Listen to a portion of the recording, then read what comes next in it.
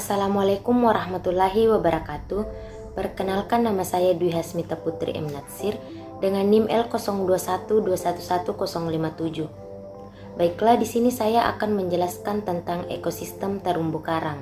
Yang pertama, apa itu terumbu karang?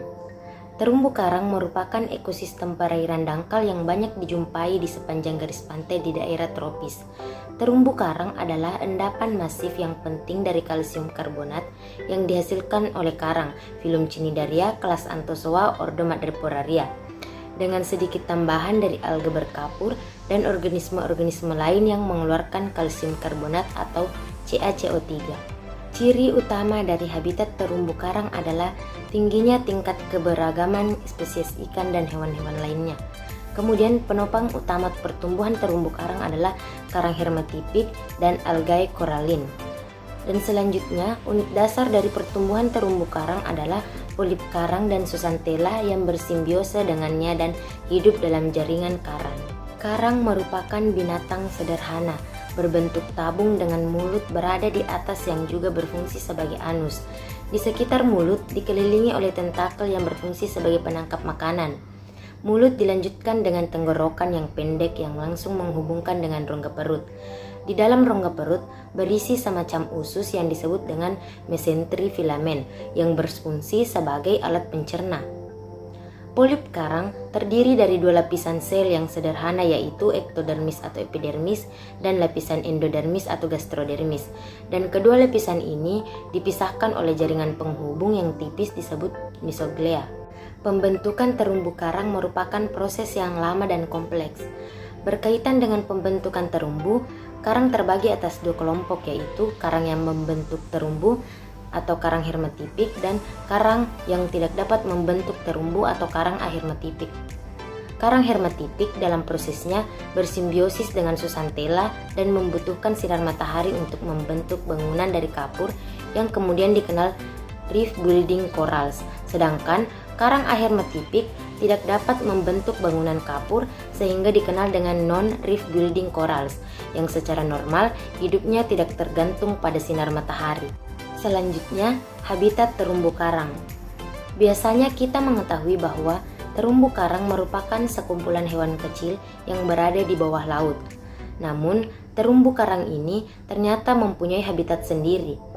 Terumbu karang pada umumnya hidup di pinggir pantai atau di daerah yang masih mendapat sinar matahari, yakni kurang lebih 50 meter di bawah permukaan air laut. Namun, ada pula spesies terumbu karang yang dapat hidup di dasar lautan dengan cahaya yang sangatlah minim, bahkan tanpa cahaya sama sekali. Namun, terumbu karang hidup di dasar lautan ini tidak melakukan simbiosis dengan zooxanthella, sekaligus tidak membentuk karang. Pembagian karang. Karang dibagi menjadi 4 kelompok. Yang pertama, Hermatipis symbion. Kelompok ini terdiri dari anggota karang pembangun terumbu. Yang kedua, Hermatipis asymbion. Kelompok ini merupakan karang dengan pertumbuhan lambat yang dapat membentuk kerangka kapur masif tanpa bantuan zooxanthella, sehingga mereka mampu untuk hidup di dalam perairan yang tidak ada cahaya. Yang ketiga, Ahermatipis symbion. Kelompok ini hidup dalam bentuk polip tunggal kecil atau koloni kecil sehingga tidak termasuk dalam pembangun terumbu. Dan yang terakhir, Ahermatipis asymbion. Anggota kelompok ini antara lain terdiri dari genus Dendrophylla dan Tubastrea atau ordo Sceleractinia yang mempunyai polip yang kecil. Pembagian terumbu karang berdasarkan tipenya dibagi menjadi dua, yaitu yang pertama terumbu karang lunak. Terumbu karang ini merupakan terumbu karang yang tumbuh di sepanjang pantai. Jenis terumbu ini tidak membentuk karang dan cenderung subur karena mendapatkan sinar matahari yang cukup. Yang kedua, terumbu karang keras.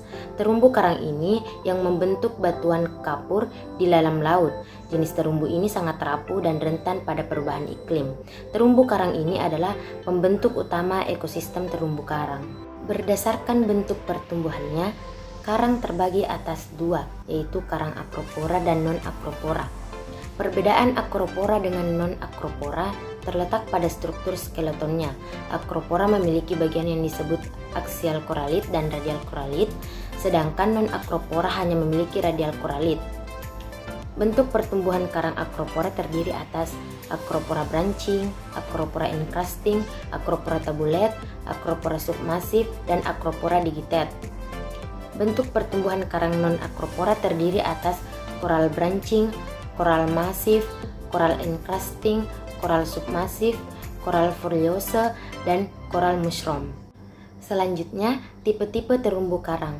Yang pertama, atol, berbentuk cincin, jauh dari daratan, melingkari gobah.